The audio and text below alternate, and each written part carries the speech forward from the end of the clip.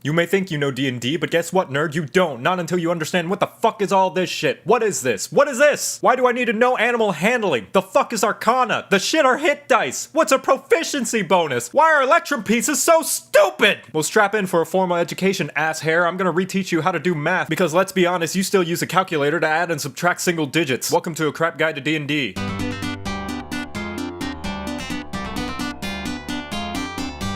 This is your character sheet. Your character cannot exist without it. However, it doesn't always have to look like this. It could be a simple flashcard, a scribbling in a notebook, or an app on your phone if you like being spoon-fed like a baby who laughs at the phrase pee-pee poo-poo watermelon. And when playing as a character in D&D, you will refer to the character sheet whenever you have to roll the various kinds of dice that decide the outcome of your actions. Many are intimidated by this mighty thingy's magnificence, but mourn them ye shall not, for they be weak-ass bitches. It looks like a whole lot, but get a hold of yourself and take it one step at a time. The first person to voluntarily stick something up their butt didn't get anywhere by crying about how intimidating it is to stick something up their butt. They just did it, and look how far we've come. First of all, at the top we have the basics: name, class, race, background, and dumb BuzzFeed quiz results. These things will determine later things, so don't worry about those things until we come to them later. But if you don't know what you want those to be yet, that's okay. We can mosey on over to this tower of pimps, which will be the most important part of your entire sheet. Ability scores. These are your basic stats, the strengths and weaknesses of your character, and the main determiner of whether you're gonna be snooping or spooping when dungeoning those dragons. Strength is your strong, heaping muscles, how much shit you can carry, how well you can push or pull heavy objects, and how well you can make your pecs dance. It also determines the weapon damage for most melee weapons, but we'll get to that later. Next is dexterity, the little bitch version of strength. It's your hand-eye coordination, reflexes, and balance, and how well you can hide your handheld when you hear mommy and daddy stomping up to your room like Godzilla. Where strength is about how you can plow through a table being thrown at you, dex is about how you can limbo walk under it. Dex can also be used with what are called finesse weapons, which lets you pick between the two physical stats when rolling attacks and damage in case you skipped arm day. Constitution is your general vitality, how healthy you are, your endurance, and is used for rolls as frequently as a millennial eats breakfast. It mostly only affects your overall hit points, but it's still fairly important and can be treated like the amount of candy in your pantry. You only realize how little you have once you see somebody else with lots of it. Intelligence is dumb. That is, unless you pump it up for big galaxy brains and become smarter than the average bugbear. It's used for general knowledge-based checks involving things like recalling info on history, magic, religion, and most importantly, defeating things with facts and logic. To generalize, it's book smart, so you know a lot of things. It's also used as a spellcasting modifier for both the wizard and artificer classes. Oh, don't worry, we'll get to spellcasting later. Impatient bitch. Wisdom is one that confuses a lot of people because they think it's just like intelligence, and I'm willing to bet those are the kinds of people who think cheese and mayonnaise can coexist on a sandwich. No, wisdom is more your street smarts and also general senses. It's knowledge based on practice and experience. No, not that experience. And it's the difference between knowing if a plant is poisonous and knowing that the person who told you it was poisonous lied about it because they don't want you finding their beloved lemon tree, you damn lemon whores. It's also the casting ability of clerics, druids, and rangers. Finally is charisma, how to tell if your character fucks. It can mean anything from your general likability to approachability to public speaking ability to betting ability. It's your charm, your confidence, and general way with people, whether it be luring them into a trap or aggressively scaring them so bad that they actively jump onto the trap out of fearful compliance. And it's the casting ability for bards, paladins, sorcerers, and warlocks, because remember, you gotta look pretty for the boss patron if you want to get that big eldritch bonus. Now that we're done covering ability scores, we can go over how you get them. And there are 3 generally used methods. If you're a wee baby who needs to meticulously make your perfect OC or else it won't be faithful to your precious self-insert, there's the point buy system, which works like a basic video game. All your stats start at 8 and you have a pool of points, usually 27, to distribute between them all, with the cost going up to 2 points per ability score increase higher than 13 and the cap being at 15. If you hate math, that's too bad because there's going to be loads of it later, but if you want slightly less of it, there's also standard array, which gives you the numbers 15, 14, 13, 12, 10, and 8 to arrange on any of your scores. But if that's still too much choice and you want to put your character into the grubby hands of RNGesus, there's the most widely known method, which is rolling 4d6 and dropping the lowest number. This can get you scores anywhere from a whopping 18 to a poo-poo dookie 3 if your DM is a sadist and doesn't do grace rolls, but often results in overall chunkier stats. Whatever method you do, each number corresponds to a second number. Ooh boy, are you overwhelmed yet? You have to keep track of 2 whole numbers. What a crazy catastrophic conundrum. Well, don't you worry your stubby earlobes, because those big numbers aren't really that important. Their main purpose is to determine a smaller number called a modifier, which means you can totally ignore this number when you actually start to pillage the village. There's a fairly simple mathematical equation to figure out what each number's bonus is, but I know you're a dumb silly pants, so here's a chart. Now will you stop crying about it? The reason the ability modifier is important is because it's what you add to your dice roll whenever they're applicable. So if you have a lot of strength, you're gonna get a little extra oomph whenever you need to punch the vending machine when your chips are stuck. Have low charisma and you're gonna have a hard time convincing the janitor that you weren't the one who broke it. Keep in mind you can still roll great with low stats and roll badly with high stats, but having high ability modifiers makes it so your rolls are more in your favor. Now that that you have your scores all placed and your modifiers figured out, now we can determine where those modifiers go, which means we can look at this spaghetti jumbly mess of words. Now don't go running a mommy calculator just yet, it's so easy even Fighter-Man can figure it out. At the top here are your saving throws. These are your defenses and resistances to various bads that want to smush you up and turn you into a turd. Things like traps, area of effects, most spells, and that little voice telling you that you're making poor decisions. You don't roll these on your own most of the time, instead your DM will ask you to make them whenever you're put in harm's way. And you see these little spaces? That's where your ability modifiers go. That's right! This way you can refer to these numbers to add to your rolls whenever they come into play. Look how smart you are, I could just give you a wedgie right now. Next are your skills. These are the various different capabilities your character is able to do in a regular game of D&D. And each one is affected by your ability scores, just like your saving throws. And just like your saving throws, there's this trusty little space for you to put your awesome stonking and or poodoo modifiers. And how can you tell what ability mod goes where? Well, you foolish mortal wombat. Just look at this helpful little parentheses that tells you what it's attributed to. Go down the list and now you have a reference for what your character's good or terrible at. Got high dex? Well, congratulations, your sleight of hand means you can cheat at poker better. Bad at intelligence? Well, then you're probably not gonna know who President Dingle Bloopy Noop is during the history segment of Are You Smarter Than a Kobold? Now, we're not quite done yet with this llama lot. We gotta go over what proficiency is. Proficiency. Proficiency is what separates the fake gamers from the hardcore top 500 ultra platinum uber pros, and you can find it in this little dingle. Starting at level 1, your proficiency bonus is 2, and it increases as you level up more and more. Basic gist, it goes up by 1 every 4 levels. This number is added to anything you are proficient, aka trained with. And as far as saving throws and skills go, this will be signified by a little check mark, and which ones those little check marks go into is determined by a combination of your class, background, and on rare occasion, race. For example, a fighter has proficiency in strength and con saving throws, so wha-bam! Wha-bam! Add those numbers. They also get to choose 2 skills to be proficient with from this list according to the Parrot Hambone. Normally you would pick your own, but here we're just gonna go athletics and perception. Wha-bam! Wha-bam! Let's say you're also a hermit. You get these 2 skills to be proficient in. Wha-bam! Wha-bam! Always remember, whenever you're proficient with something, it means you get to add this sexy number on top of whatever appropriate ability modifier that's added to the dice roll you make. Proficient in athletics, roll a d20, add strength mod, add proficiency bonus.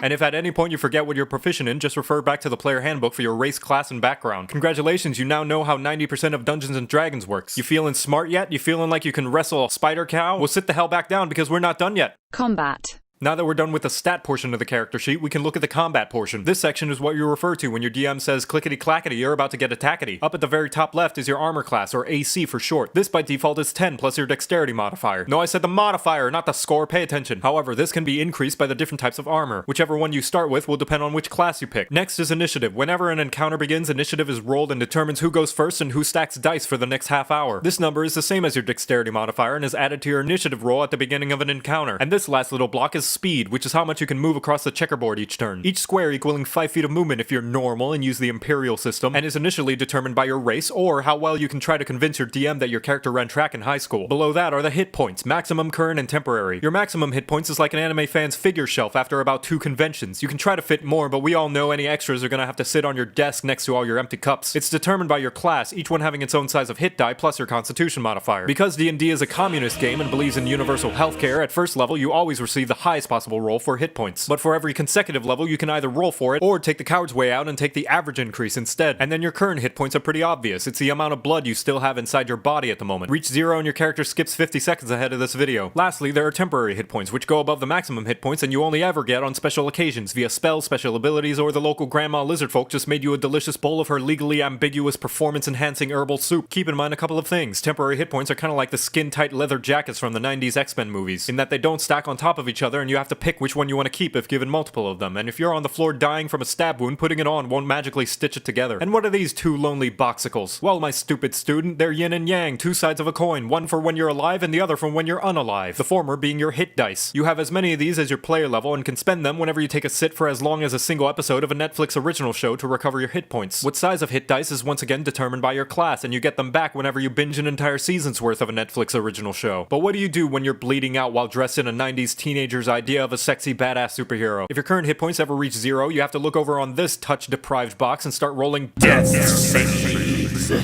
where you gamble with Grim each turn and roll your most well-behaved d20 to see whether you luck back to life or have a very awkward reunion with those bandits you killed 5 minutes ago. Roll a 10 or higher and you gain a success, 9 or lower and you get a failure, 2 failures if you drop a fat stinky nat 1, 3 successes or a lucky 20 and you hop back to 1 hit point, 3 failures and your character sheet becomes the DM's ass-wiping supplies. Attacks. This section is where you throw in all your various flavors of stabs. If you have a weapon or attack of some kind, you write it in here and refer to it during combat. Say it's a sword and shield, yes, both. You would write down the name of the weapon here, then next to it is the attack bonus, aka how accurate your weapon is. No, not the damage. This number is determined by your strength modifier for most weapons, unless it's a ranged weapon like a bow, in which case you use your dex mod instead. Or if it has the finesse property, which allows you to pick either. On top of that, if you're proficient with that weapon, you can add that good old bonus to it too. But how do you know if you're proficient with a weapon? Let's put a peen in that. Alternatively, if it's a spell attack like Eldritch, your attack bonus becomes your spellcasting ability modifier. Let's take a bard for instance, which is the slut stat plus your proficiency bonus. Whenever you roll a d20 to see if your attack lands, you get to add this number to the total. Alternatively, if it's a spell or special item like a bunch of ball bearings thrown in attempts to recreate Home Alone that requires the enemy to make a saving throw, you can put the saving throw and difficulty class there instead. But how do you know what that number is? We're gonna put a peen in that too, shut up. Once you have that number, to the right of it is the damage roll, aka how aggressively you're going to introduce the enemy's face to your sword. This is included in the description of whatever weapon or spell you are using. Whether it be a light jab at their insecurities, a proverbial pounding of pornographic proportions, or 8d6 fire damage in a 20-foot radius, just fireball! Most weapons also include your strength modifier to the damage, unless once again it's a ranged weapon which uses dexterity or a finesse weapon which uses either. The difference being that you don't add your proficiency bonus to this roll unless something says otherwise, and most spells don't add any additional modifiers unless their wall of text explicitly says so. And lastly, make sure you include what kind of damage you're dealing so your DM can know that your psychic damaging vicious mockery won't do much against a revenant because their self-esteem is already in the grave. To recap, when you attack, roll a d20, add this number, which is these, then if you hit the enemy's AC, you roll these, and add this number, which is this. Spellcasting.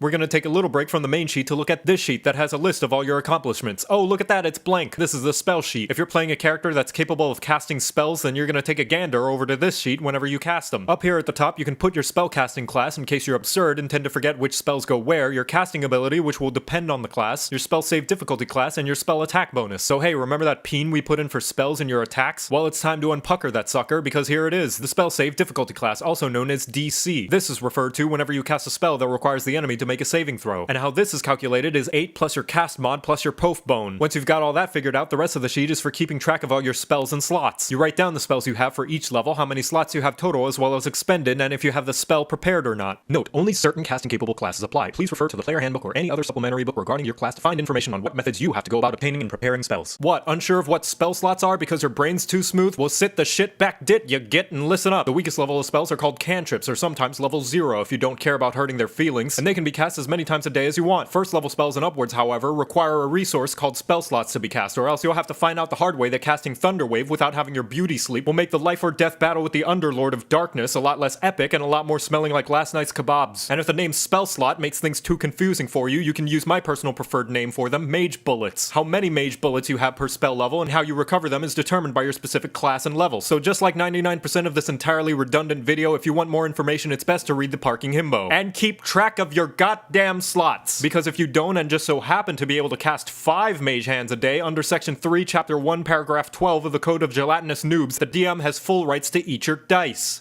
Characteristics. After looking in the mirror and taking some serious self-reflection after the apocalyptic chasm of the divide of the fanbase that was 4th edition of D&D, Wizards of the Coast started to take into consideration for the next version of D&D what gameplay features they wanted to invite to future parties and what gameplay features they needed to take out back and tell to think about the pretty space butterflies. One such old yeller victim was the Virgin alignment chart being completely overshadowed by the Chad personal characteristics, each one being a useful tool to remind you of your character's interests, motivations, shortcomings, and sexual fantasies. You never know if you're going to end up having to fuck your way out of a problem, so it helps to be prepared and know exactly what position would be the most in character. Personality traits are the broad strokes of your character. Likes, dislikes, interests, manners, whether or not they think something's a soup or a salad. Ideals are their drive, their principles, and what they vote for during election time. Or if they don't care about voting at all and prefer to stay home to catch a once-in-a-lifetime live marathon rerun of Animal Planet's The Most Extreme. Bonds are personal attachments and experiences they've had. It could be a good friend, a fond memory, or your favorite glow-in-the-dark bouncy ball that always seemed to bounce a little bit weirder than all the other ones. And lastly, flaws, which 99% of the players don't actually understand and will probably put something inconsequential, like clumsy. Not me though, because I'm flawless and perfect. Oh, you don't think so? Well, could a person with weaknesses do this? All of this other shit.